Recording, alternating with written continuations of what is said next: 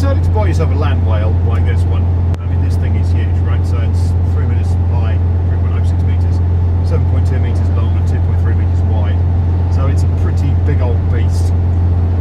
And of course the first thing that you've done once you've got your pride and joy, is you've stuck it on a ferry or on the shuttle, and you've brought it across to France en français. Woohoo! Either that or you've, somewhere on the continent, you're driving it around and you're driving on the wrong side of the road.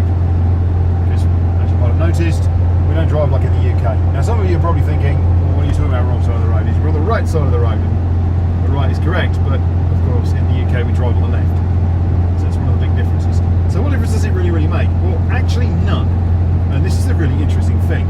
When you're driving a motorhome, because you are constantly using your mirrors to observe where you are on the road, it makes very little difference.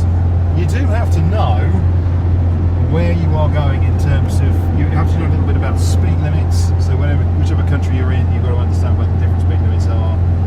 And obviously, there's a few things to follow there. So for example, this is a larger motorhome, so it can't do 130 kilometres an hour on the motorway. It does maximum 110. To be honest, you probably don't want to be driving most motorhomes at that speed anyway, so that's fine.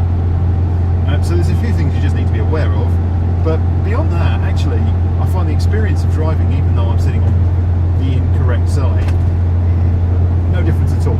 I have to say, having driven cars on the continent, right-hand drive cars, it is very different. That does feel very different, but when it's something this big, honestly, you'll be fine. So once you've made sure that you can drive your motorhome safely and carefully, you can manoeuvre it, you'll be able to manoeuvre it just as easily in France or Italy or anywhere else